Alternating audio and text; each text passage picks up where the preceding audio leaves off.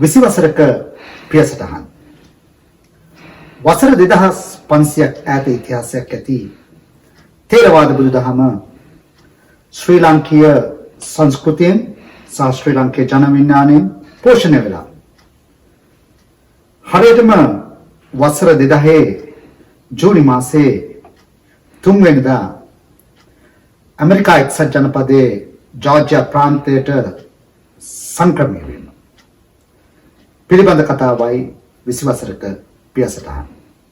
ඔබෙත් මගෙත් මේ ලෝකයේ පවතින්නේ අතීත වර්තමාන සහ අනාගත කියන මේ කාල යාත්‍රාව.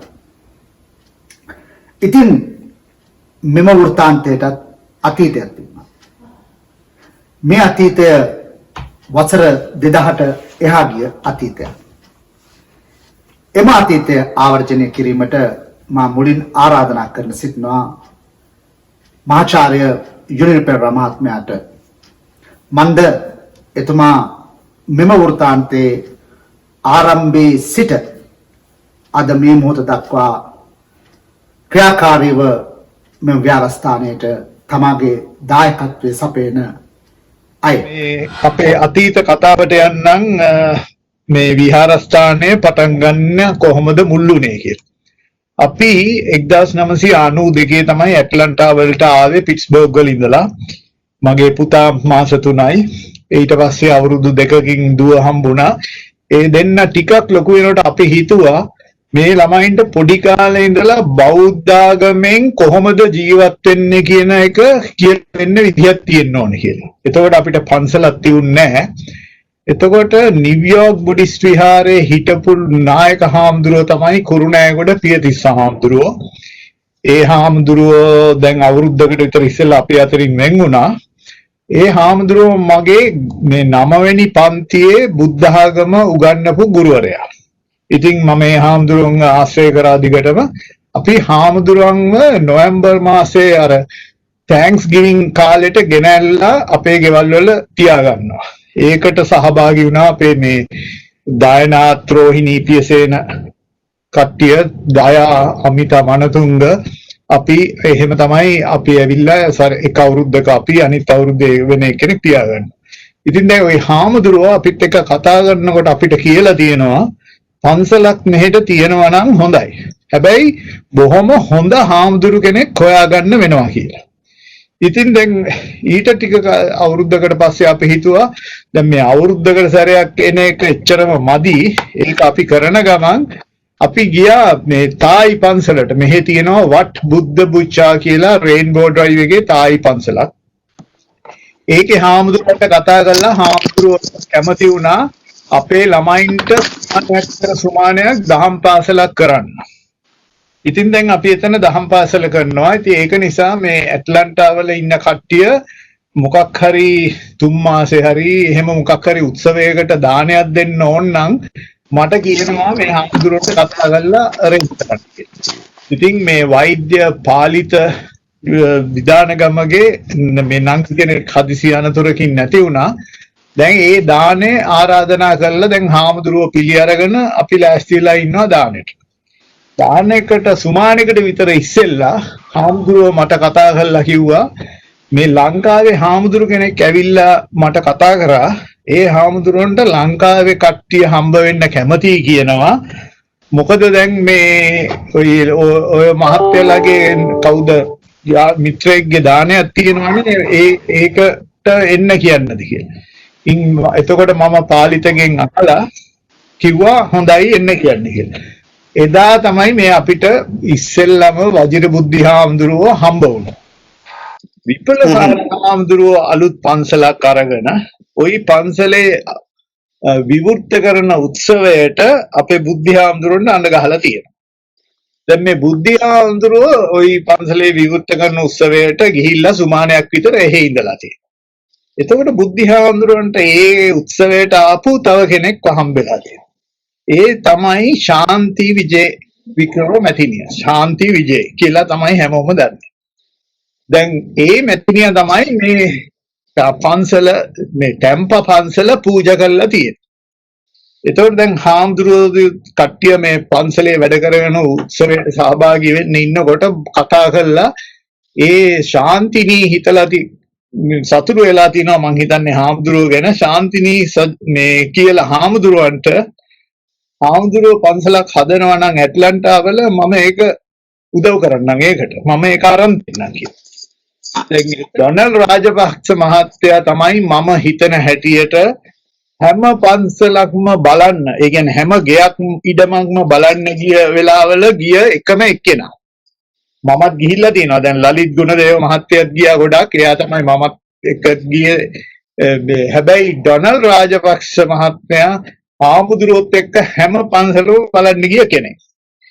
පන්සල ගත්ත තැන පන්සල කිව්වට මේක මේ පොඩි ගෙයක් වගේ එකක් ෆාම් එකක් වගේ තමයි තියුනේ. පිටිපස්සේ තියුණා මේ කොමඩුවක් වගේ එකක්. ඒ ගේත් එච්චර ලොකු වෙනසක් නෑ. කවුරු හරි දැක්කනම් හිතයි මේක මොකටද ගත්තේ කියලා. හැබැයි මේ ඇට්ලන්ටාවල ඒ කාලේ හිටියේ පවුල් 10ක් විතර තමයි මේ බුද්ධ ආගමට කනෙක්ටඩ් කට්ටිය. තව මේ ඇට්ලාවල වලින් එහා දැන් ජෝර්ජියා ඇතුලේ තව පවුල් 5ක් විතර හිටියා. ඒ කියන්නේ මුළු ජෝර්ජියාවලම පවුල් 15ක් විතර තමයි හිටියේ. දැන් මේ කට්ටිය හැමදාම වගේ ඇවිල්ලා පුළුවන් වෙලාවට මේ පන්සල හදනවා. රිනෝවේට් කරනවා කියන එක තමයි ඒ කියන්නේ. මේ අපි හැමදාම යනවා වීකෙන්ඩ් එකට. මොකද අපි වැඩ කරපු සුමානේ දවස්වල වැඩට යනවා. සෙනසුරාදා ඉඳලා පන්සලට උදේ ඉඳන් රැ වෙනකන් ඉන්නවා. අපි දැන් තායි පන්සලට ගිය දවසට දහම් පාසල ඉවර වෙලා ළමයිනුත් එක්කම එහෙට යන්නේ. එතකොට එදා මේ විහාරය හදන්න මේ ජෝර්ජියා ප්‍රාන්තේ විතරක් නෙමෙයි. සවුත් කැරොලයිනා එතකොට නෝර්ත් කැරොලයිනා වගේ ප්‍රාන්තවලත් අයත් එකතු වුණා. ඒක මතක් කරොත් මේ සවුත් කැරොලයිනා වලට අමතරව නෝර්ත් කැරොලයිනා වලනුත් මං හිතන්නේ ෆැමිලිස් කීපයක් ආවා. එක ෆැමිලි එකක් තමයි මෙත්තන් ඉන්දිරා ගුණසේකර. තව කට්ටියක් තමයි නෑ මං හිතන්නේ ඒකට මේ කුමා ඒගොල්ලෝ නම් සවුත් කැරොලයිනා බෝඩර් එකේ වගේ ග්‍රීන්විල් හිටියේ. ඒ කුමා මල්ලිකා හිටියා. තවත් මේ තරුණ ෆැමිලිස් කීපයක් හිටියා. ඒගොල්ලත් නිතරම ආවා. මට දැන් නම් නම මතක නැහැ. මොකද ඒකේ තව මට මතක දෙනවා ලලිත් මනෝරි සිල්වා. ඒගොල්ලත් ඒ කාලේ එනවා මේ දයාලත් එක්ක ඒ ළඟ හිටියේ. ඉතින් දැන් පන්සල හදලා මේ විවෘත කරා. විවෘත කිරීම දියුනේ ජූනි මාසේ 2000 ජූනි 3 වෙනිදා. ඔව්.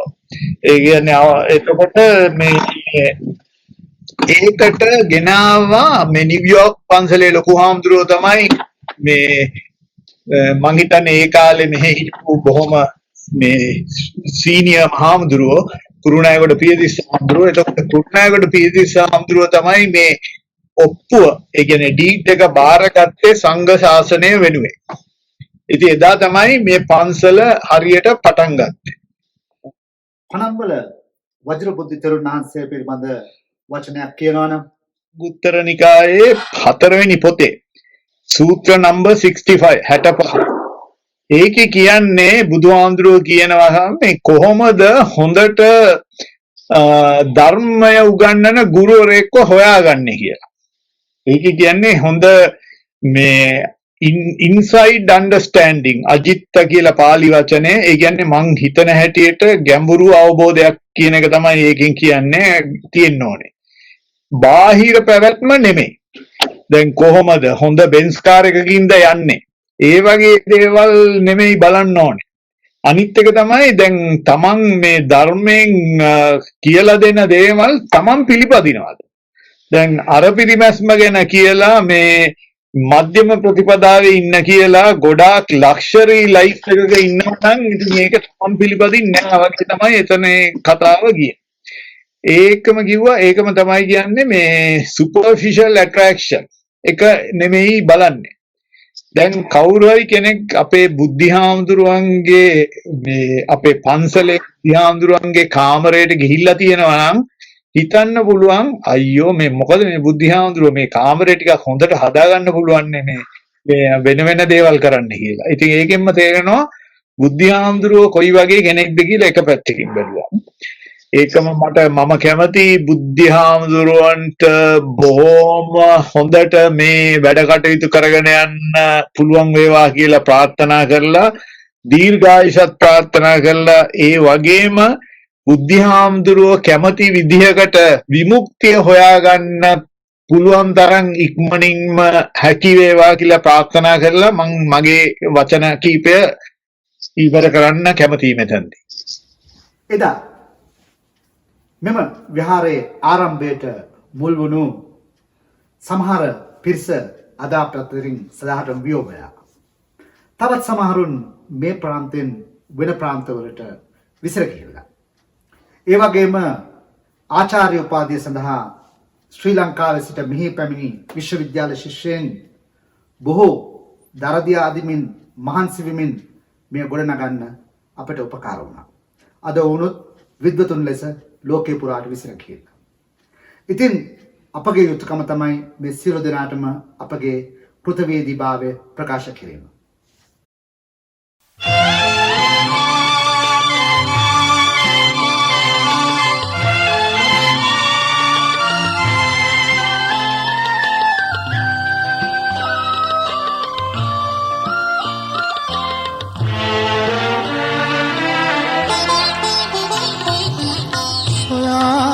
පිළිසරණ නොවෙන් මා නොලැබ හවුහරණක් භවෙන් භවයේ පතා ආයෙමි හිමියනේ ඔබේ බුදු වදනක්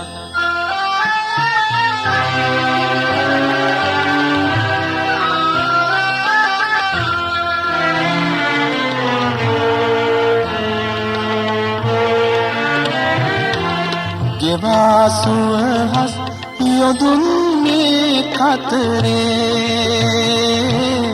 සොයා යන මං නොදැන මේ අඳුරේ ගෙවාසුවහස් යොදුන් මේ කතරේ සොයා යන මං නොදැන මේ අඳුරේ යුගින් යුගයේ පතා ආයෙමි හිමියනේ ඔබේ බුදු සීලක් සොයා පිළිසරණක් නොවෙන් මා නොලැබ හවුහරණක් භවෙන් භවයේ පතා ආයෙමි හිමියනේ ඔබේ බුදු වදනක්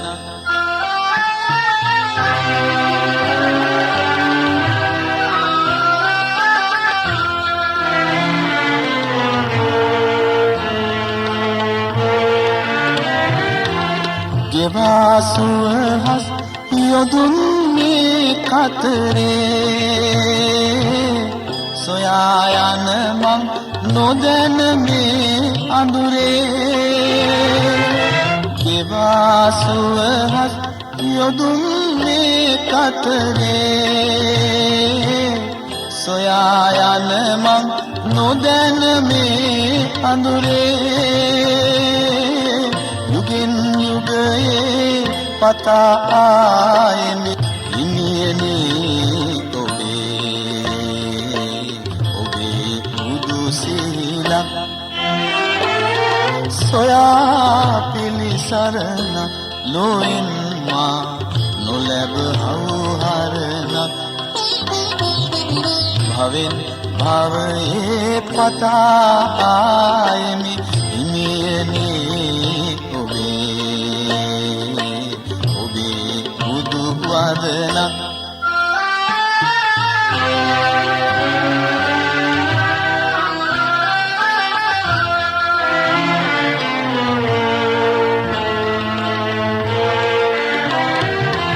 මහා කරුණා නුවන් දිය ගැඹරේ ඉලිසනරි නිවාගිනි සසරේ මහා කරුණා නුවන් දිය අඹරේ ගිලි සැනලි නිවාගිනි සසරේ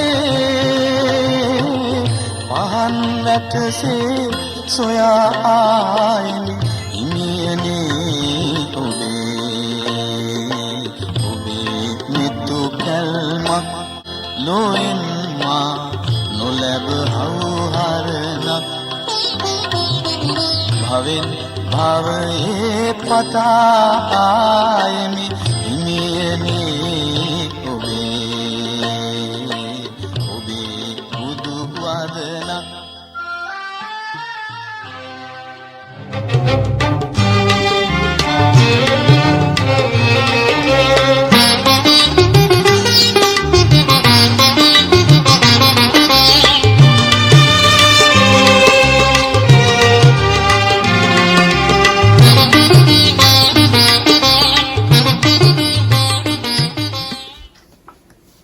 මෙම ජෝර්ජියා බෞද්ධ විහාරස්ථානය පිළිබඳව අපි කතිකා කරද්දී ඊට පාදක වුණු යතිවරයන් වහන්සේ පිළිබඳව කතා නොකොට ඒ කතාව නිෂ්ඵල කතාවක්. 1966 ගාල්ල මාතර අතර කුඩා ගම්මානයක් තිබුණා. මේ ගම්මානයේ හිටියා KP ඇඩ්වින් කියලා පියකුත් බේබි නෝනා ලියනගේ කියලා මවකුත්. මේ දෙපළට දාව වසර 1966 සැප්තැම්බර් මාස 27 වෙනිදා දරුවෙක් ඉපදුණා. මේ දරුවාට නම තිබුණේ KP අජන්ත කියලා. මේ අජන්ත කියන දරුවා ඔබත් මමත් වගේ තමයි. ඒ කාලේ හැදුණු දරුවන් වෙල්ලිපනල්ලේ දුවපනිමින් සුන්දර කාලයක් ගෙවුවා. මේ දරුවාටත් ඒ තිබ්බා. වසර 1980 ඒ කියන්නේ මේ දරුවා යාම්තමින් තාරුණ්‍යයට අතවරනකොටම භික්ෂු ශාසනයට පූජා කරා. එතන් පටන් උන්වහන්සේ පනම්බල වජිරපුත්ති. ඉතින් මේ කතාව අපි උන්වහන්සේගෙන්ම අහලා දැනගමු. අයබෝන් පනම්බල වජිරපුත්ති තෙරුන් වහන්සේ, මා අසා ඇති පරිදි මෙම පැවිදි පිළිවෙලට ඇතුළු වීමට සූදානම් වන්නේ ඔබ වහන්සේගේ සහෝදරයා. නමුත් පැවිදි වියට ඇතුල් වන්නේ ඔබ වහන්සේ. දවසක් ඒ කේන්දර බලන නක්ෂාස්ත්‍රවරයෙක් ගෙදරටම ඇවිල්ලා ඒ අපේ සහෝදරයාගේ නැත්නම් මේ මගේ වැඩිමහල් සහෝදරයෙක් නෙවෙයි බාල සහෝදරයෙක්.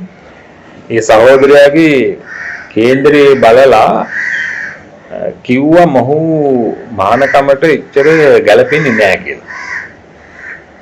ඊට පස්සේ නිකමට වගේ මගේ අම්මා මගේ කේන්දරෙත් දුන්නා. සාමාන්‍ය ඉතින් ආවහම කීප දෙනෙක් කේන්දර බලනවා. ඉතින් මගේ කේන්දරෙත් දුන්නා. ඔහු බලපු ගමන් කිව්වා මේ දරුවා හොඳයි මහාන කරන්න. මහාන කරන්න බොහොම හොඳයි කියලා ඒ පුජ්‍යලයා කිව්වා. ඉතින් ඒ වෙනකම් මට එහෙම ලොකු ආසාවක් තිබුණේ නැහැ පැවිදි වෙන්න. මොකද මගේ සහෝදරයා මහාන වෙන්න ආසාවෙන් හිටපු නිසා මං හිතුවා ඉතින් ඔහු මහාන වුණාම ඇති කියන හැඟීමෙන් ඉතින් මම සාමාන්‍ය ජීවිතය ගත කරපු ඉස්කෝලේ යන ළමයෙක් වශයෙන් ඒ වගේම ළමයිත් එක්ක යාළුවොත් එක්ක සෙල්ලම් කරමින් එහෙම හිටපු කෙනෙක්. ඉතින් අර කේන්දරේ කියපු කතාවත් එක්ක මට යම්කිසි ආසාවක් ඇති වුණා මහාන වෙන්න. විශේෂම හේතුව තමයි මාගේ සීයා. ඔහුගේ නම PK ජුලියස්. ඉතින් ඔහු බොහෝම කැමැත්තෙන් හිටියා අපේ පවුලෙන් කෙනෙක් මහාන කරන්න. පළාතේ හිටපු යම් සීයලා මාමලා වගේ අය එහෙම ළමයින් ඉන්නවනම් ඒ සම්බන්ධ පන්සල් වලට සම්බන්ධ කරලා දෙනවා මහාන කරන්න. ඉතින් අපිට ඥාති වෙන සීය කෙනෙක් ආපු වෙලාවක කිව්වා අපේ තාත්තට සාමාන්‍යයෙන් ගමේ කියන්නේ හී මහත්තයා කියලා. හී මහත්තයෝ දරුවෙක් ඉන්නව නම් මහාන කරන්න මේ බොහොම හොඳ තැනක් තියෙනවා. මේ මොරකන්දේගොඩ පන්සලක් තිබෙනවා. පොඩි කාලේ ඉඳලා ලොකු ආසාවක් නොතිබුණු නිසා වෙන්නේ නැති මං මාස කීපයක් ඉඳලා මගේ පියා මාව බලන්න ආපු වෙලාවක මං කිව්වා මේ මට ගෙදර යන්න ඕන කියලා. ඊට පස්සේ ඉතින් මහාන කරලා නැහැ එතකොට. ඊට පස්සේ මගේ අකමැත්ත බව දැනගෙන මාව ගෙදර එක්ක ගියා. නමුත් මගේ කැමැත්ත ආපහු තියෙනවා. තව කොහේ හරි තැනක මහාන වෙන්න ඕනේ කියන අදහස තියෙනවා. ඒ අනුව තවත් පන්සලක් වීරගැටිය ප්‍රදේශයේ හිඟුරු මුලන කියන ගමේ පන්සලකට අර මුලින් කතා කරපු සීයාම ඇවිල්ලා සම්බන්ධ කරලා දුන්නා. ඒ පන්සලේ මහාන වෙන්න ඔක්කොම ලෑස්ති වෙලා ඉන්න අතරතුර තමයි කොළඹ මරදානේ ශ්‍රී වජිරඥාන මාවතේ පදානගර මහා විහාරය මේ පළාතේ නැත්තම් කොළඹ පළාතේ තිබෙන ඉතාමත් ශ්‍රේෂ්ඨ ගුරු බෞතුන් බිහි වෙච්ච ගුරු බෞතුන් ආරම්භ කරපු ප්‍රධාන ගණේ පන්සලක්. අපේ ආචාර්ය පාදයන් වහන්සේලා ඉතාම උගත් නැනවත්. අපි දැකලත් නැති අපේ ආචාර්යයන් වහන්සේ ගුරු දේවෝත්තමයන් වහන්සේ වන අග්ගමහා පඬිත විද්‍යෝදය විශ්වවිද්‍යාලයේ හිටපු උපකුලපති පරවෑර ශ්‍රී වජිරඥාන අභිදාන කොළඹ නවකෝරළේ ප්‍රධාන සංඝනායක මාහිම්පාණන් වහන්සේ තමයි මේ ප්‍රධානකර මහා විහාරස්ථානය ආරම්භ කළ තියෙන්නේ. ඊට පස්සේ මේ විහාරස්ථානයේ විහාරාධිපතිත්වයේ දරුවේ රෝණ විශ්වවිද්‍යාලයේ කුලපති භාෂාන්තර විශාරද අග්ගමහා පඬිත පරවෑර පඤ්ඤානන්ද නායක මහා සාමීන්ද්‍රයන් වහන්සේ. ඉතින් උන්වහන්සේගේ අනුදැනුම ඇතුව අපේ ගමේ රතනපාල දෙනගම රතනපාල හාමුදුරුවන්ටත් දෙයිගස්පේ සෝරත කියන හාමුදුරන් වහන්සේලාටත් ලැබුණු දැනුම් දීමක් අනුව විශේෂයෙන් මෙම විහාරස්ථානයේ පොහොය සීමාව සම්මත කිරීමේ ඒ සුවිශේෂී අවස්ථාව මුල් කරගෙන විශේෂයෙන් මල්ලතු මහා විහාරයේ අතිගරු මහානායක ශ්‍රීමල්ලත්තේ ආනන්ද මහානායක මහා සාමීන්ද්‍රයන් වහන්සේගේ මූලිකත්වයෙන් ආරම්භ කර එම සුවිශේෂී උත්සවයේදී කුලදරුවෙක් පැවිදි කරන්නට ඕනෑ කියන ඉල්ලීම අනුව එදිනට මාව පැවිදි කරන්න සංවිධානය කරා. ඉතින් මට ඉතාමත් සතුටුයි අපේ මහානායක මහා සාමීන්ද්‍රයන් වහන්සේගේ මූලිකත්වයෙන් මට ප්‍රවිජ්ජා භූමියට පත් වෙන්නට ඉඩකඩ ලැබුණා. මේ වසර වන විට ජෝර්ජියා බෞද්ධ විහාරස්ථානයට වසර 20ක් පෙරෙනවා. මෙම වර්තමාන සාර්ථකත්වයට ගෙනීම සඳහා ඔබ වහන්සේ කායිකව සහ මානසිකව දරූ වෙහෙස අප්‍රමාණයි අනන්තයි. ඉතින් ඒ අතීතයේ පිළිබඳව ඔබ වහන්සේ යම් ආවර්ජනයක් කරොත් අත් වශයෙන්ම මම මෙම විහාරස්ථානයේ නැත්නම් පදානකර මහා විහාරස්ථානයේ ධර්මදූතාශ්‍රම මහාවිද්‍යාලයේ මූලික අධ්‍යාපනය ලැබලා අනුරාධපුර බුද්ධ ශ්‍රාවක භික්ෂු විශ්වවිද්‍යාලයට උසස් අධ්‍යාපනය සඳහා එතනදී ත්‍රිපිටක වේදී උපාධිය හදාරලා ඊට පස්සේ තමයි මම තායිලන්තේ හරහා ඇමරිකා එක්සත් ජනපදයට එන්නේ. ඇමරිකා එක්සත් ජනපදයේ මම මුලින්ම යන්නේ ලොස් ඇන්ජලිස් නගරයට. මම කිසි කෙනෙක් හරියාකාරව දැන අඳුනගෙන එහෙම නැත්නම් නවාතැන් පොලක් කියලා මටම නියම වෙච්ච තැනක් ඇතුව මම ගියපු ගමනක් නෙවෙයි. හිතේ තිබිච්ච ආත්ම ශක්තිය ඇතුව තමයි මම ඇමරිකාවේ ලොස් ඇන්ජලිස් නගරයට 1994 මැයි 31 වෙනිදා වැඩි. ඒ ගිහිල්ලත් මට ප්‍රශ්න ගොඩක් මතුවුණා. වක්නිසාද නොදන්නා රටක අබෞද්ධ රටක මුල්ම දවසේ මම කොහෙද නවාතැන් ගන්නේ කියන ප්‍රශ්නයත් එක්ක මම අර ආත්ම ශක්තිය නිසා දරාගෙන හිටියට යම් යම් මානසික පීඩාවක් ඇති වුණා. නමුත් වාසනාවට මට මුණ ගැහිච්ච කාම්බෝජ ජාතික මහත්මයෙක් හෙන්රි කියලා. ඔහුව මාව යම්කිසි අමාරුවක වැටලා ඉන්නවා කියලා දැනගෙන ඔහු ස්වේච්ඡාවෙන්ම මාව අඬගහගෙන ලොස් ඇන්ජලිස් වල එකෝ පාක් කියන පාරේ තිබුණ ඉතා කුඩා කාම්බෝජ පන්සලක් කැම්බෝඩියන් බුද්දිස්ට් සොසයිටි කියලා. ඉතින් එතනදී ඒ හිටපු හාමුදුරුවෝ කොන්සපාන් කියන හාමුදුරුවෝ බොහොම කාරුණිකයි. මාව ඉතාම ආදරයෙන් පිළි අරගෙන මට එදා රෑ ඉන්න නවාතැන් දුන්නා. එහෙම ඉන්නකොට ඒ හාමුදුරන්ගේ කරුණාවත් සමග මට දිගටම අවුරුදු 4ක් වැනි කාලයක් මේ ස්ථානයේ රැඳෙන්නට අවකාශ ලැබුණා. එතකොට මට අවශ්‍ය කරන සියලුම ඒ වීසා කොසියල ලබා දුන්නා. ග්‍රීන් කාඩ් එක පවා ලබා දුන්නා. ඉතින් ඔහොම කාලයක් ඉන්න අතරතුර තමයි මට හිතුනේ විහාරස්ථානයක් ආරම්භ කිරීම සඳහා සුදුසු තැනක් හොයන්න ඕන කියලා. හැබැයි විහාරස්ථාන නැති ප්‍රදේශයක් විය යුතුයි කියන දැඩි මතය මා තුළ තිබුණා. මම කැමති නැහැ විහාරස්ථානයක් තියෙන ප්‍රදේශයක විහාරස්ථානයක් පටන් ගන්න මක්නිසාද ඒ අවශ්‍ය කරන සේවාව එම පන්සලෙන් එම විහාරස්ථානය සිද්ධ වෙන නිසා. මට ආරාධනා කරේ ලොස් ඇන්ජලිස් වල විහාරස්ථානයක් පටන් ගන්න කියලා මගේ බොහෝම හිතවත් කල්යාණ මිත්‍ර දායක පවුලක් හිටිය ලක්ෂ්මන් වික්‍රමාරච්චි අනෝජා වික්‍රමාරච්චි කියලා. ඉතින් ඒ අය ඉල්ලීමක් කරා. නමුත් මම ඒ ඉල්ලීම ප්‍රතික්ෂේප කරා. මක්නිසාද ලොස් ඇන්ජලිස් නගරේ විහාරස්ථාන තිබෙන නිසා.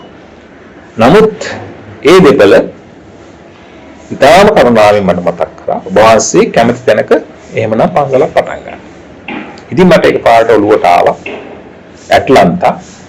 ඒ ඇට්ලන්ටා කියන එකත් ඔළුවට ආවේ 96 ඔලිම්පික් කාලවකවානුවේදී ඇට්ලන්ටා කියන නගරය ගැන නිතර ඇහෙනවා රූපවාහිනියේ.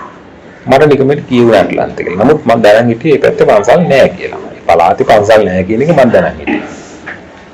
ඊට පස්සේ ඒ මහත්මයා මට ටිකට් එකක් උත්තරන් දුන්නා. ඉතින් එහෙම ගිහිල්ලා කාම්බෝජ පන්සලක අවුරුද්දක් වමන කාලයක් ගත කරලා උන්වහන්සේලාගෙත් බොහෝ කරුණා මෛත්‍රිය ඇතුව ඒ දායක පින්තුන්ගෙත් බොහෝ කරුණා මෛත්‍රිය ඇතුව ඒ අවුරුද්ද කාලය තුල මම ජෝර්ජියා බෞද්ධ විහාරස්ථානය ආරම්භ කිරීම සඳහා අවශ්‍ය කරන ඒ මූලික සැලසුම් සංවිධානය කරා.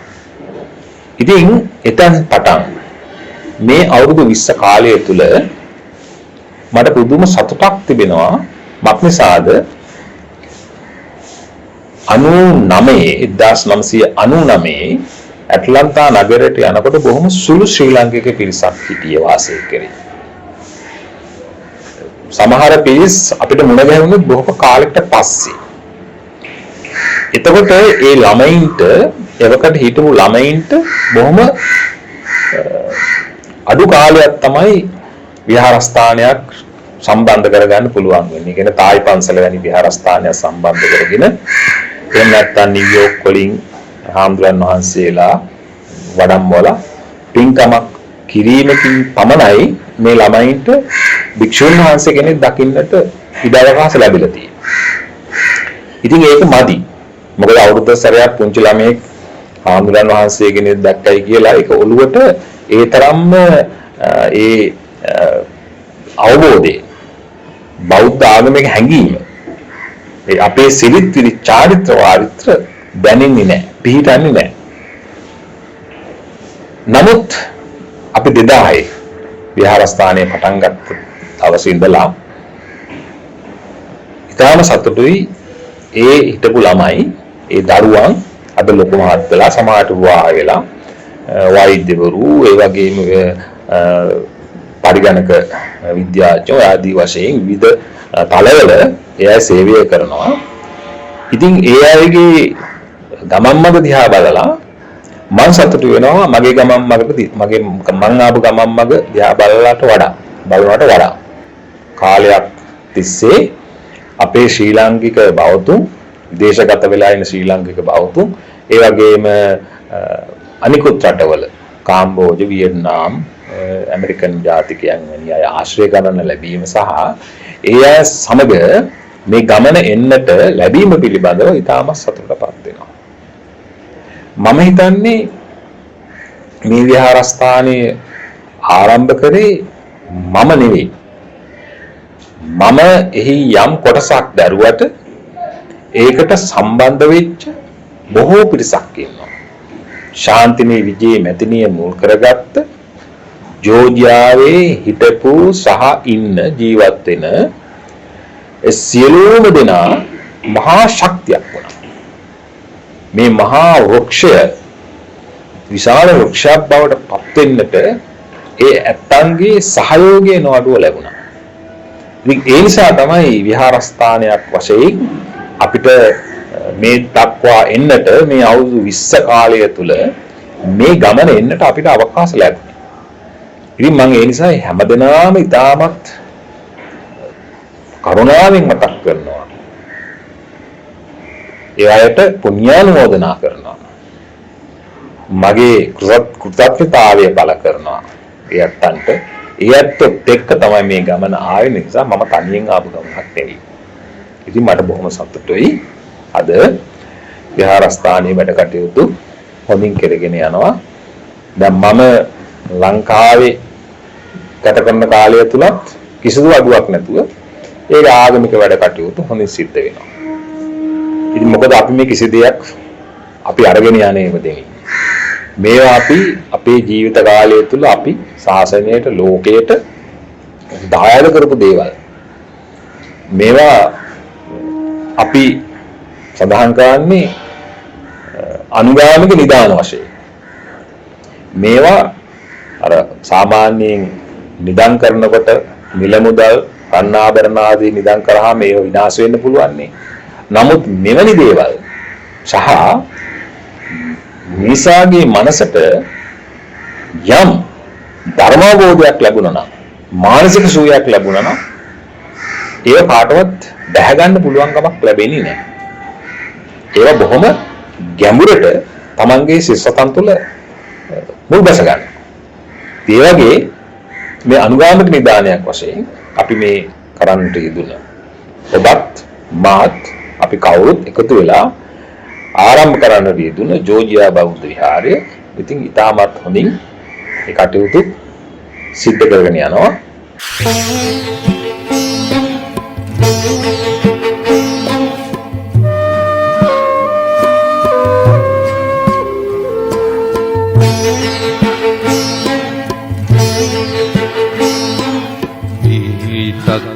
නැති සරණක් නැති සතුටක් ඇති මුහුණක් නැති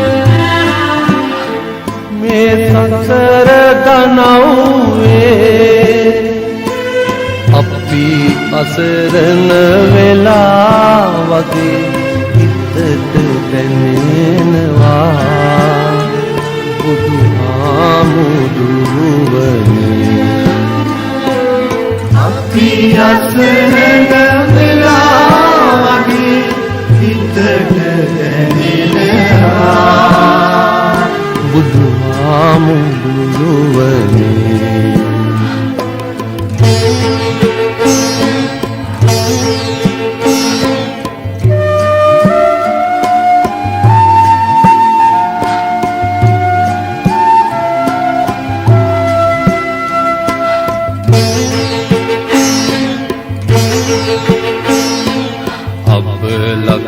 නැති ඔරුවක් ඇති මිනිසුන් වෙති බෙරලක් නැති මේ සසර දනව්වේ අපි අසරණ වෙලා වගේ හිතට දැනෙනවා බුදුහාමුදුරුවනේ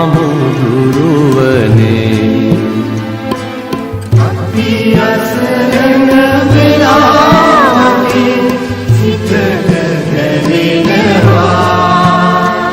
බුදුහාමුදුරුවනේ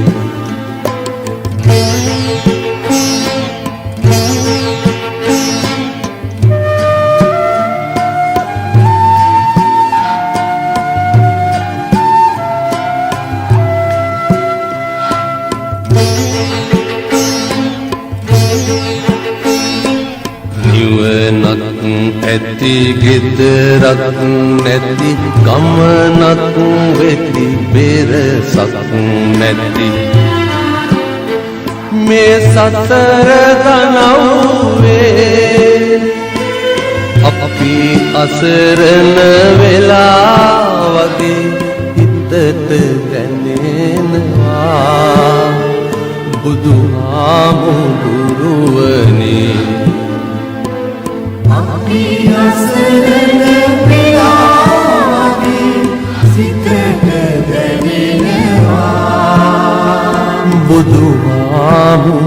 බුදුහාමුදුරුවනේ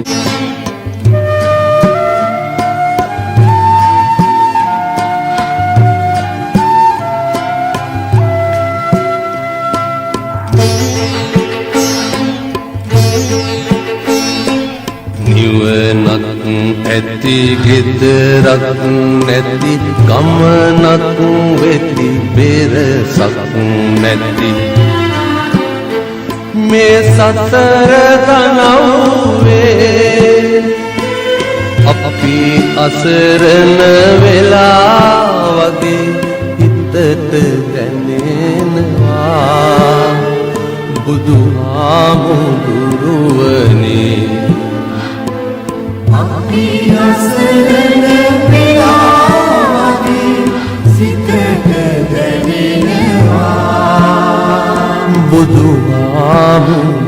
බුදුහාමුදුරුවනේ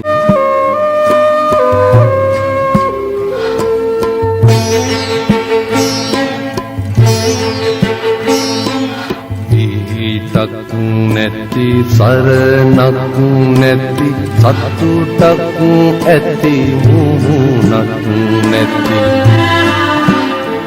මේ සසර දනව්වේ අපි අසරණ වෙලා වගේ හිතට දැනෙනවා බුදුහාමුදුරුවනේ අපි අසරණ වෙලා වගේ හිතට දැනෙනවා බුදුහාමුදුරුවනේ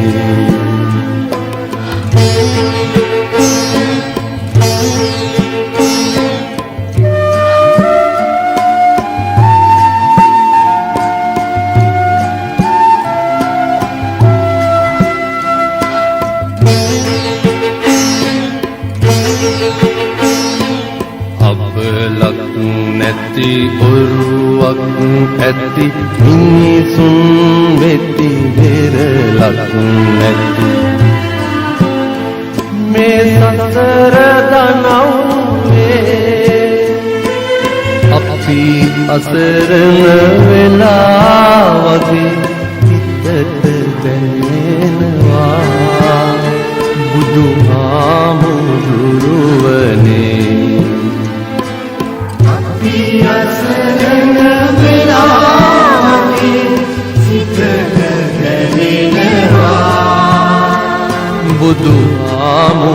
බුදුහාමුදුරුවනේ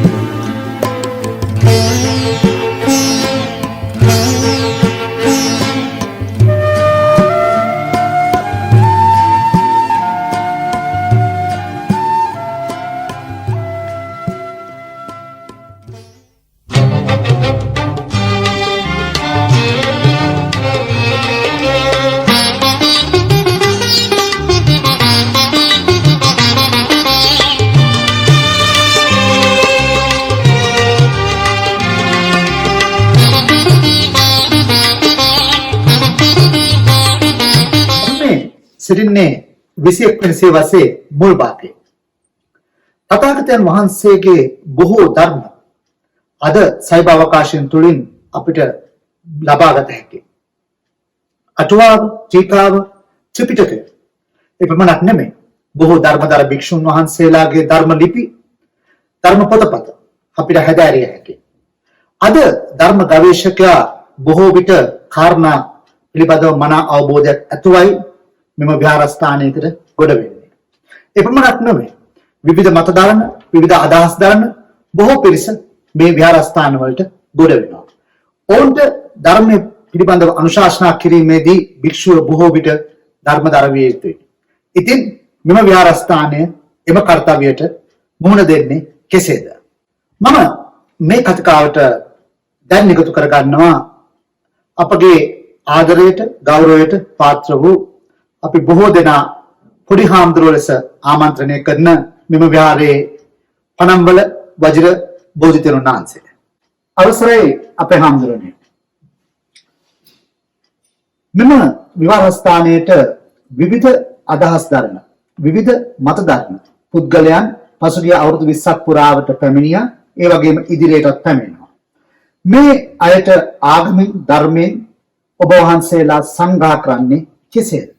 අපිට ධර්මයත් එක්ක සම්බන්ධ කරලා ආගම කියන වචනය ගත්තාම පැමිණීම කියන අර්ථයෙන් තමයි අපිට කතා කරන්න තියෙන්නේ.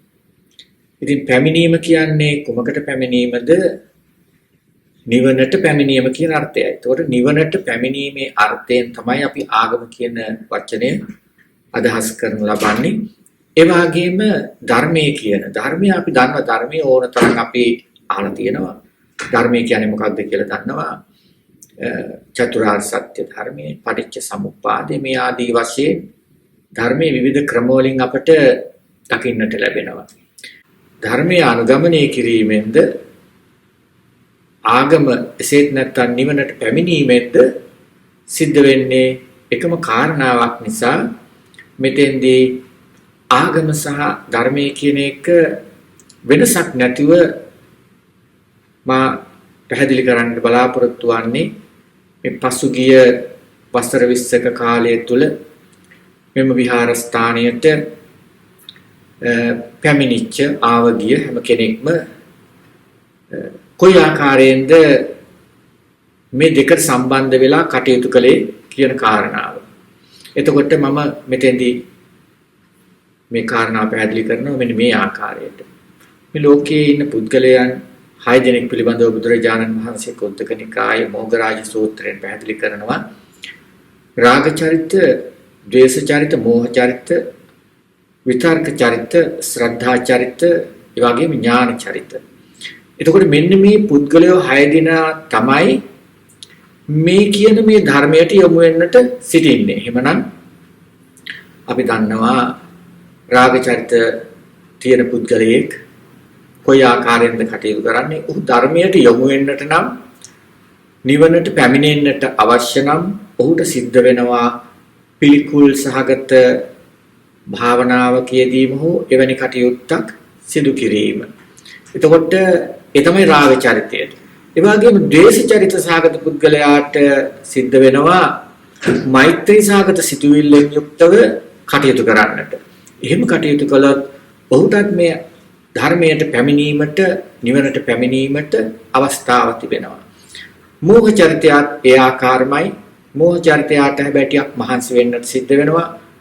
වැඩිපුර ධර්මයේ පරිශීලනය කරන්නට, නැවත නැවත ධර්මයේ සාකච්ඡා කරන්නට, වැඩියෙන් කියවන්නට ඔහුට සිද්ධ වෙනවා. එතකොට මෝහ චරිතයත් ඒ කාරණාවන් ඒ ආකාරයෙන් සපුරා ගත්තොත් ඔහුටත් පුළුවන්කම තිබෙනවා මේ නිවනට පැමිණෙන්නට. ආගමානුකූලව මේ ගමන පැමිණෙන්නට. එතකොට විතර්ක චරිත විතර්ක චරිත සහිත පුද්ගලයා ටිකක් වෙනස් පුද්ගලයෙක්. මොකද විතර්ක චරිත පුද්ගලයාගේ ස්වභාවය තමයි හැම දෙයක්ම ප්‍රශ්න කිරීම. ඔහු ධර්මයේ බුදුරජාණන් වහන්සේගේ ප්‍රශ්න කිරීමට ලක් කරනවා.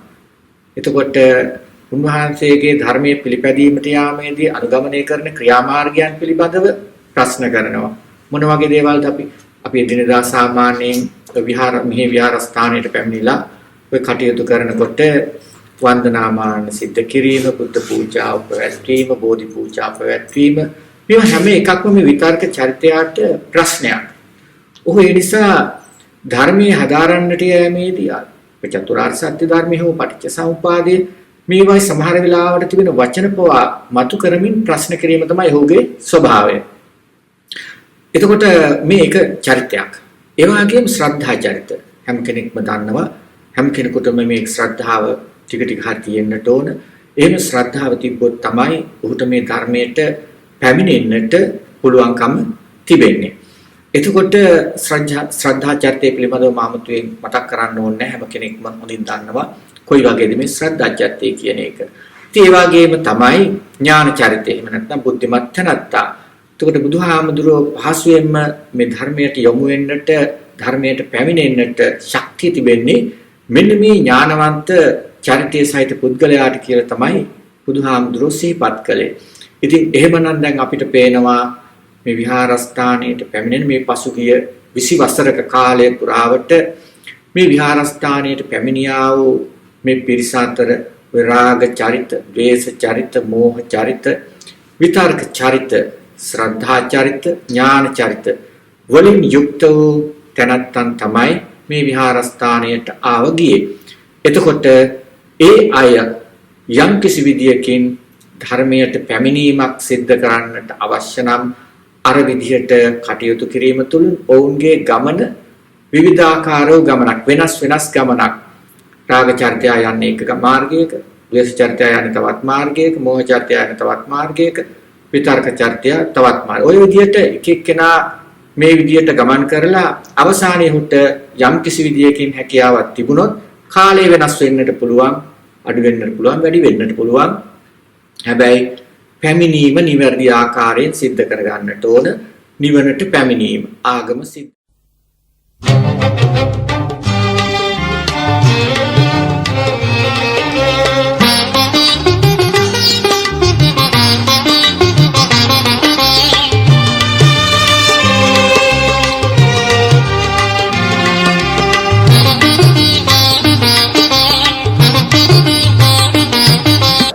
මේ චරිතය මුණ ගැහෙන්නේ වසර 2004 දී. පෙරවරින් පෙරවර ඉදිරියට ආපු මෙම විහාරස්ථානය වසර 2008 9 වසරවලදී මේ විහාරස්ථානය පුළුල් කිරීම සඳහා අවශ්‍ය බලපත්‍ර ගන්න සූදානම් වෙනවා. මෙය ඉතා බැරෑරුම් කටයුත්තක්. ඉතින් මෙම කටයුත්තට අපගේ පනම්වල වජිරබුද්ධ තෙරුන් වහන්සේට බොහෝ ළඟින් ඉඳන් අත්වැල් සැපයපු තවත් චරිතයක්. වසර 10ක් පුරා ගුරුවරයෙක් වශයෙන් සේවය කළ මෙතුමා දැනට ඇමරිකාවට සංක්‍රමණය වන සරණාගතයන්ගේ සුබසාධන කටයුතු පිළිබඳව කටයුතු කරන ක්‍රියාකාරී අධ්‍යක්ෂකවරයෙක්. කොටින්ම කියනවා නම් එතුමා මානව හිතවාදියෙක්. මේ ඇමරිකානු ජාතික Justin හාගම්. Hi Justin. Thank you for joining with us today. According to my understanding, you have been a massive part of the temple, especially involving with American communities.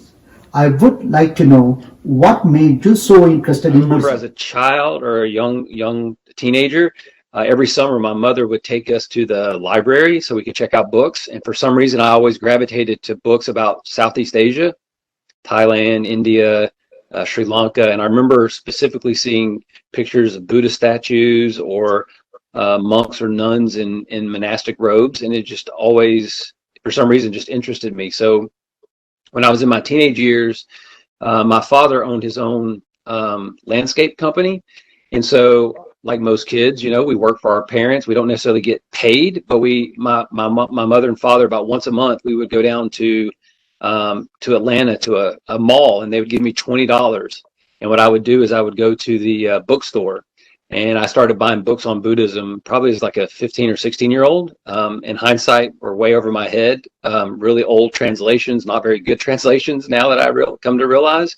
But you know, would read almost anything I could find on the topic of Buddhism. And so when I went to college, my first 2 years, I had a really great religious studies professor when I was at Emory. And one of the things they made us do was to go to a religious service that was something other than, you know, the religion you were born into. So obviously it gave me my first opportunity to go to a Buddhist temple. So at the time, I was actually at the Emory campus out in Covington, and the only Buddhist temple I could find, this was in 1992, The only Buddhist temple I could find was a Tibetan temple that was in Atlanta. Of course, we didn't have the internet then. It was literally just I think I went through a creative loafing or something like that and saw something about meditation at a Buddhist temple. And so I went there, and that's how I first, ended up at my first, Buddhist temple. And then from there, it just made a lot of sense to me. It resonated with me. It made a lot of the questions I had, like most young people who go to college, we start asking those bigger questions. What's life about? What is my role here? Who am I? What am I? How do you reconcile that so many different people have different belief systems and things like that, and just trying to come to some clear understanding about why I was here and what the purpose of all this is. And for some reason, like Buddhism just really resonated with me. And so I just have continued to study over the years. In exploring Buddhism, was there anything that was truly groundbreaking for you? First of all, when I guess because someone who wasn't born Buddhist, I think initially it was just a lot of intellectual learning, it was a lot of just, it was just trying to understand the system, the religious tradition. And again, like I said, for my first 10 years of study, it was in the Tibetan tradition, which, come to find out is a very particular interpretation of Buddhism. After about 10 years being at the Tibetan temple, I think, again, it may be a phenomenon of the Western mind. We always try to get to the root of things. We're always asking about, dig deeper, dig deeper, dig deeper. And so in the Tibetan tradition, their teachings a lot of times will be these very long expositions, 300-400 page teaching that they'll start off with one sentence or a very short snippet of at one time the Buddha said this.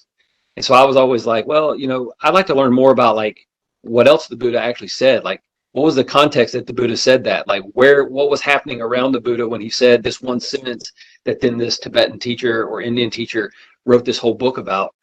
And so my Tibetan teacher, I think maybe feeling a little tired of me asking those questions, basically just one day said to me, you should go find a Theravadan teacher. You need to go find a Theravadan tradition, because they're the ones that actually have collected the full extent of the Buddha's early teachings. So that's how I found my way to the Georgia Buddhist Vihar. And since then, I will say that, the way it's changed my life is, not to say that the Tibetan tradition doesn't focus on practice, but to me, the Theravadan tradition very much focuses on practice. And it's very, what I refer to as existential, right? If you go to a Tibetan temple, there's all these pictures of these what look to be deities, and some are very peaceful, but some are very wrathful, and they have very elaborate, rituals, and they're holding bells, and they're ringing bells, and they're beating drums, and they have these long recitations of, they call them sadhanas, or practices, where you're supposed to visualize yourself in these various ways and things like that. But the Theravadan tradition, or at least the Theravadan tradition I've been exposed to through the Sri Lankan community at the Georgia Buddhist Vihara, is very much stripped bare of most of those things, and it's very much just inward looking. It's very much focusing on your own mental and physical experience. And so for me, it's just changed. I mean, I think the people around me have seen things change in terms of being a little more patient and probably a little less quick to react, and not feeling angry when things happen, and trying to understand those things in a different context, and trying to be aware of my own internal experiences before. How did Bhante's influence impact your journey in Buddhism? My level of gratitude to not only Bhante Budi, but also Bhante Bodhi, who was my first Pali teacher. I remember when I came to the temple, the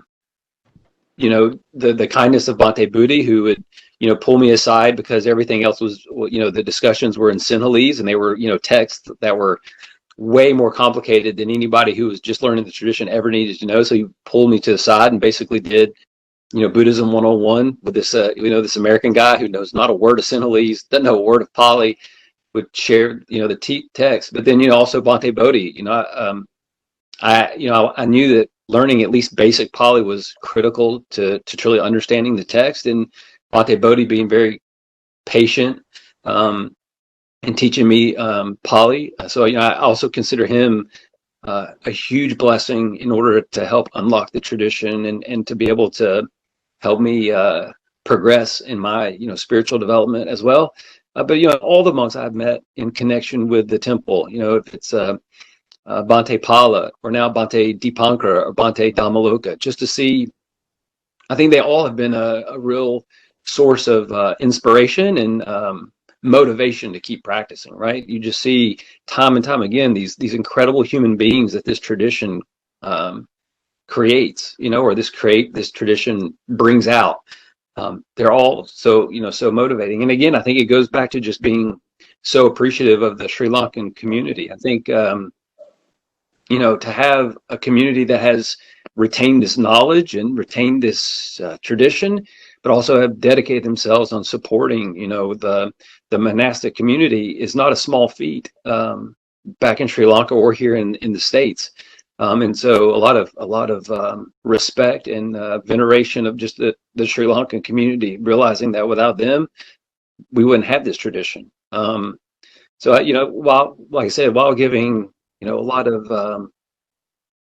of gratitude for Bhante Bodhi, also understanding him in sort of that larger context and how all that it takes to create such amazing human beings like that.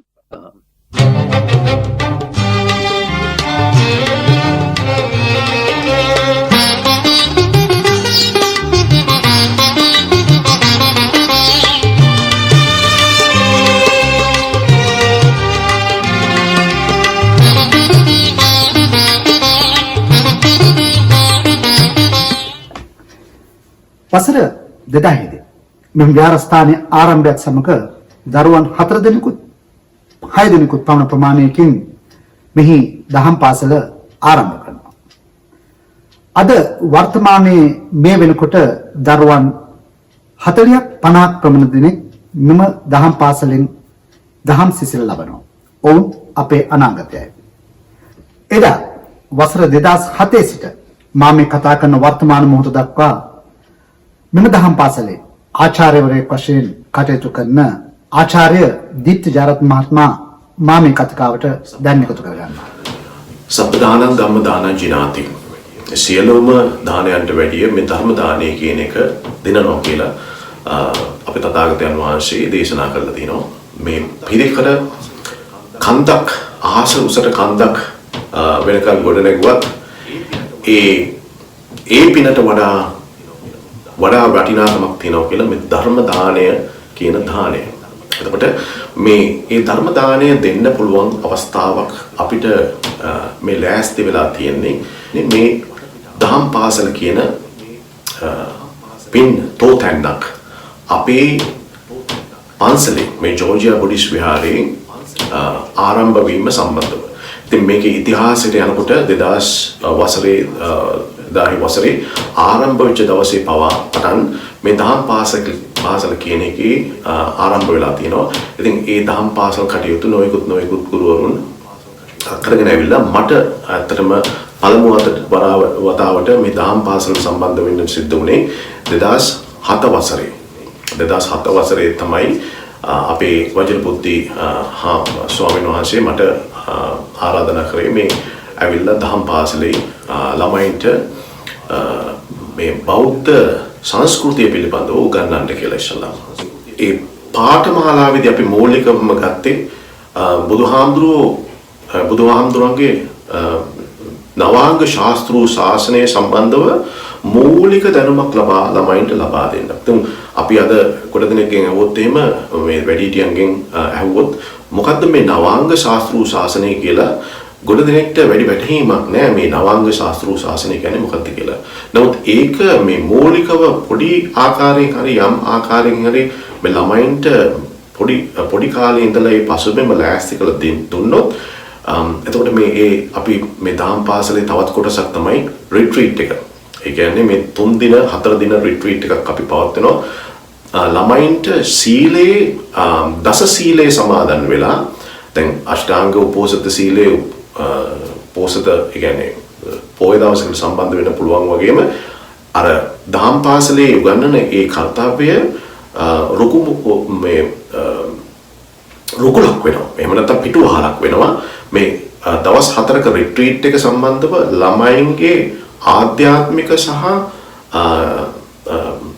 ඒ කියන්නේ මේ හික්මීම ශික්ෂාව වර්ධනය කර ගැනීම පිණිස. මොකද අපි ඒක තුලින් අර අවුරුදු 12කදී වගේ තමයි අපි ළමයින්ව ගන්නෙ බඳවාගන්නේ ඒ රිට්‍රීට් එකට. ඒ 12ක් වෙනකොට ළමෙක්ගේ ඒ පසුබිම අපි ලෑස්ති කිරීමත් මූලික කර්තව්‍යයක් හැටියට සලකනවා. එතකොට දැනට අපේ දහම් පාසලට ළමයි මම හිතන්නේ 45 ඒ ආසන ප්‍රමාණයක් සම්බන්ධ වෙනවා. සම්බන්ධ වුණා පහුගිය කාලවලදී. නමුත් මේ කොවිඩ් මේ වසංගතයෙන් පස්සේ අපි දැන් මේ ඔන්ලයින් කරගෙන යන වැඩ කටයුතු නිසා සමහර වෙලාවට මූලිකව අපි සාමාන්‍ය වශයෙන් දල වශයෙන් ගත්තොත් 50කට කිට්ටු ප්‍රමාණයක් සම්බන්ධ වෙනවා දහම් පාසල්. අපි ගුරුවරු දෙන්නෙක් දැනට උගන්වනවා. මම එක ගුරුවරයෙක්, අනිත් ගුරුවරයා තමයි අපේ දීපංකර ස්වාමීන් වහන්සේ. පන්ති 3ක් අපි මූලිකව ආරම්භ කරා මෙත්තා කරුණා මුදිතා කියලා. එතකොට මේ මුදිතා කියන පන්තියේ වැඩ කටයුතු මම කරගෙන යනවා. මෙත්තා කරුණා පන්තිය තමයි දීපංකර හාමුදුරුවෝ කරගෙන යන්නේ. මේ වැඩ කටයුතු කරගෙන යන්නේ. එතකොට මේ මූලිකම පදනම වෙන්නේ මේ අපේ මේ දහම් පාසලේ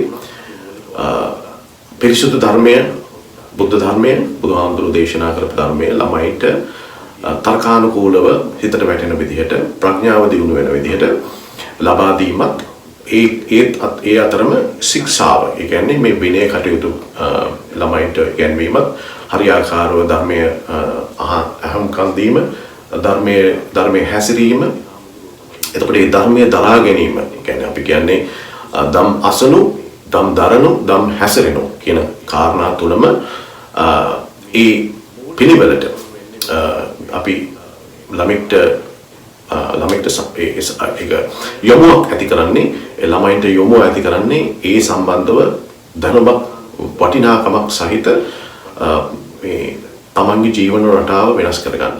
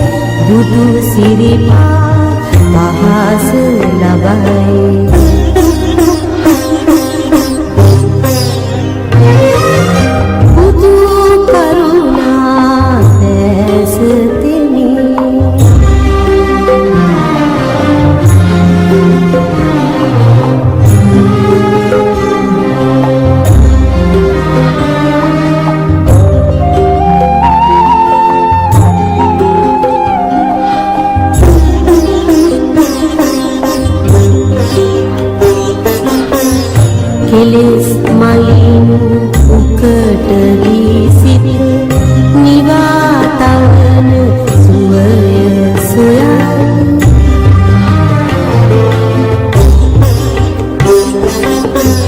කෙලෙස් මලින් උකට වී සිත නිවා තවන සුවය සොයා නිසල ඔබේ බුදුරුවලන් මගේ හද භාවනා කරයි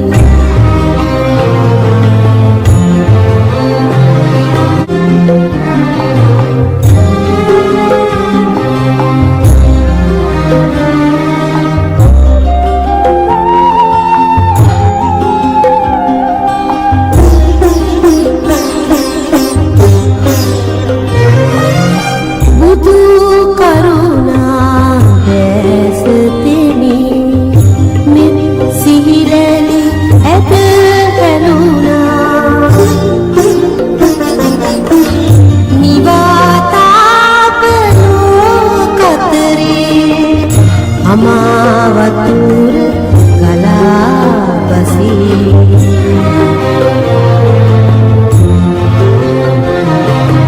බුදු කරුණා දැස තෙමි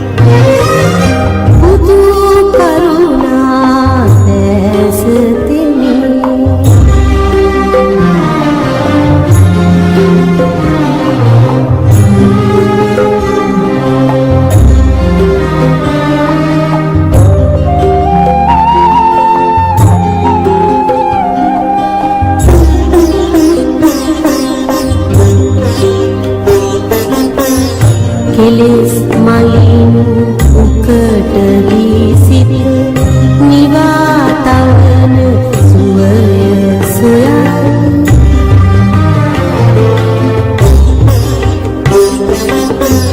කෙලෙස් මලින් උකට වී සිත නිවා තවන සුවය සොයා නිසල ඔබේ බුදුරුවලන් මගේ හද භාවනා කරයි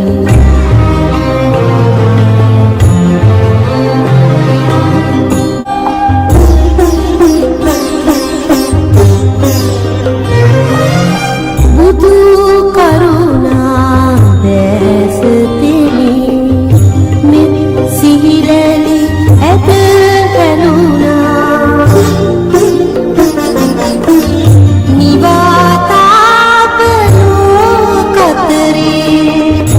අමාවතුර ගලා බසී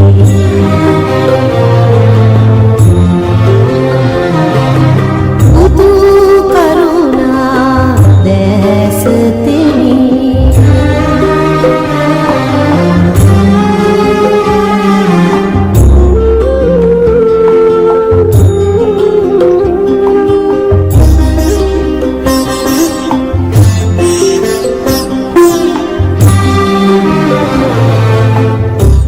මෙම විහාරස්ථානයේ දහම් පාසලේ ආරම්භක ශිෂ්‍යයන් වර්තමානයේ ආචාර්යවරුන්, ඉංජිනේරුවන්, වෛද්‍යවරුන් වැනි සේවාවන් සපයන යහපත් පුරවැසියන්.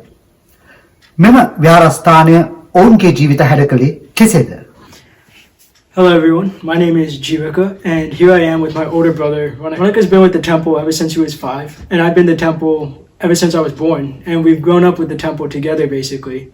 I remember walking on the gravel roads with Ronica at the temple to attending the annual summer retreats with him. And this kind of gives you a sense of the growth the temple had for the past 2 decades. And in these past 2 decades, Ronica and I have also grown up. Ronica's become a full-time adult, working and everything, and I'm on my way there. So with that, and being in this new millennium, I wanted to talk to Ronica about how he tries to be mindful in this fast and furious world.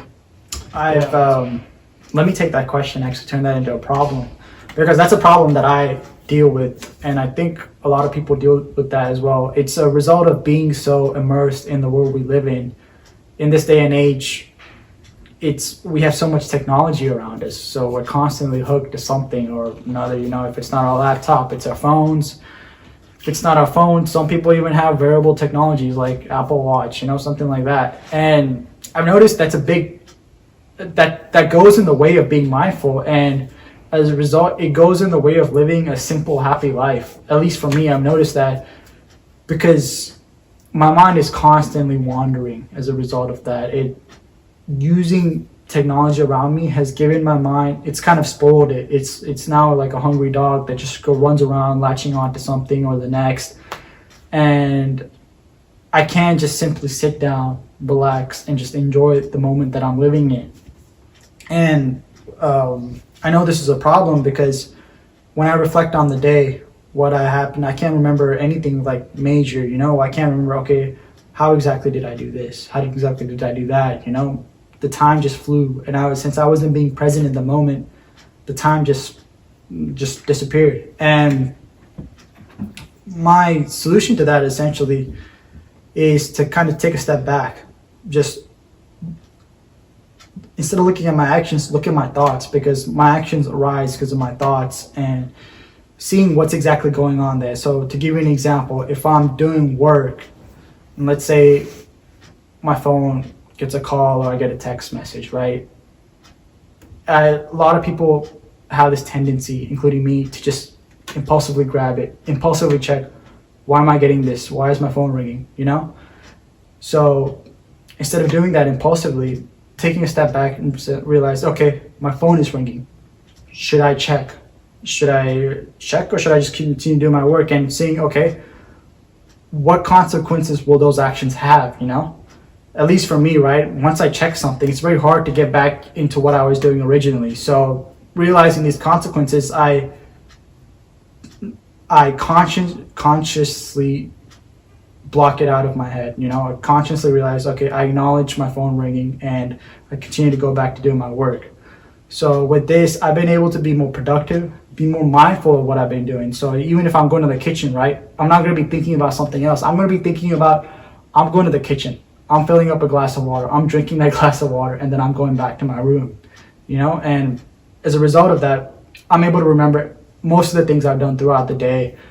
I'm able to actually live my life. I feel like technology has been a big detractor against living my life, as in, I'm not actually living, I'm living it without living it, just living it absentmindedly. And also I try meditating, so that really kind of helps me focus on learning to filter out my thoughts, learning to address my thoughts when they come in. Yeah, I can relate a lot to what you said, because I also have those days, right, where I'm just going through mindlessly doing my schoolwork or whatever, and I have to pause myself. What did I have for lunch, or did I even eat lunch today? I have those days too. So I wanted to know, what kind of influences did you have that made you this way in response to this issue that you face? Yeah, obviously the temple. I think I got most of my ideas from the temple, going to those retreats, the Dasa retreats, and then of course the Sunday Sil programs, or sometimes Saturday Sil programs. And so one of the biggest things I've taken out of that is, Venerable Bhante, Venerable Lokusalu, he always emphasized, being quiet, focusing on what you're doing in the moment. And I really enjoyed the walking meditation. I also enjoyed the meditation, but those those kinds of exercises, I feel like, are the foundation of being mindful, because they really, really help. And they really, it's bizarre, but when you think about it, right, just these very simple things, right, our life is actually a building. It's a bunch of Legos, right, where we have these complex actions that are built by much more simple actions, right? And so when we focus on those simple actions and work our way bottom up, it has this really, I feel like, fulfilling effect. At least for me, I make less mistakes when I'm focused like that. So yeah. Thank you, Ronica, for your time and your insights. I found them very helpful. But I also wanted to take this time to thank the Bantes, Loku Sadhu and Puri Sadhu, and all the other monks who have influenced me on my journey, as well as you, the viewer, part of the community that has helped grow and thrive this temple, so that people like myself, young adults, teenagers, and people like Ronica, also young adults, have a home outside of home to learn Buddhism and to practice and better themselves. Thank you.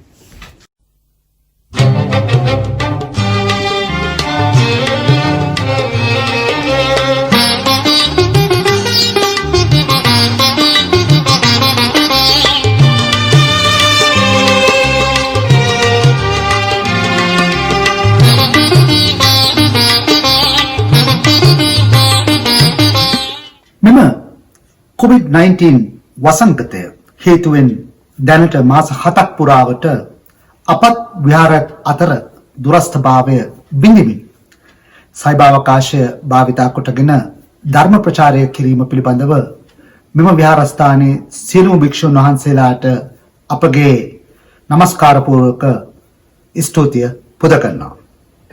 මීට වසර 2කට පමණ පෙර අප විහාරස්ථානයට වැඩම කළ ඔක්කම්පිටියේ දීපංකර තෙරුන් වහන්සේ, ඒ කියන්නේ පරවාහැර පඤ්ඤානන්ද තෙරුන් වහන්සේගේ අවසාන ගෝල රත්නය. උන්වහන්සේ බොහෝ වෙස ධර්මින් ධර්ම ග්‍රන්ථ ධර්ම පතපොත හදාරමින් නිර්මල වූ බුද්ධ ධර්මය ඉස්මතු කිරීමට වෙරදරන තවත් තරුණ භික්ෂුන් වහන්සේ නම. උන්වහන්සේ පෞගිය මාස 7 පුරාවටම සෑම බදාදා දිනකම සවස 6ටත් සිංහල භාෂාවෙන්, සෑම සෙන්සුරාදා දිනකම උදේ 9ටත් ඉංග්‍රීසි භාෂාවෙන්, ඒ වගේම ඉරිදාට දහම් පාසල් සිසුන්ගේ ධර්ම ඥානය වැඩි කිරීමටත් බොහෝ වෙස දරපු තෙරුන් වහන්සේ නම. ඉතින් ඔබ වහන්සේට අපගේ নমස්කාර පූර්ව කෘතඥතාවය පුද කරනවා මේ කාල සීමාව තුළ අපව බොහෝ වෙන් ධර්මයෙන් දැනුවත් කිරීම සම්බන්ධයෙන්. පසුගිය මාස 7 පුරාවටම සයිබාවකාශය තුළින් මෙම ධර්ම වැඩසටහන් අප වෙත ලබා දීමට බොහෝ හේන් මහන්සි වී කටයුතු කරපු ආචාර්ය සාන්තත්තිරිවත් මැතිතුමාටත් අපගේ කෘතවේදීභාවය ප්‍රකාශ කරනවා. මෙම වැඩසටහනට ඡායාරූප ලබා දුන් සියලු දෙනාට මා ස්තුතිවන්ත වෙන අතර වසර ගණනාවක් පුරා අප විහාරස්ථානයේ විශේෂ අවස්ථා ඡායාරූප ගත කරමින් සංරක්ෂණය කළ කුමාර රත්නායක මහත්මයාට මාගේ ස්තුතිය පුද කරනවා. අවුරුදු 20ක මේ ගමන තුල අපි බොහෝ පින් කරගත්තා. ඔබත් පින් කරගත්තා. බොහෝ කුසල් කරගත්තා. ඒ නිසා ඔබ අපි කවුරුත් මේ කුසල් වලින් ඔබටත් මටත් ඒ නිවාමස ප්‍රීතියක් ඇති වෙනවා වගේම හැමදෙනාටම අපි කවුරුත් බලාපොරොත්තු වෙන උතුම් වූ නිවන් සෝය ලැබේවා කියලා. 20 වසරක පියසටහන් තුලින් මා සමු ගැනීමට වෙලාව ඇවිදින්. ඉතින් ඔබත් මමත් නැවත හමු වෙනතුරු ආයුබෝවන්.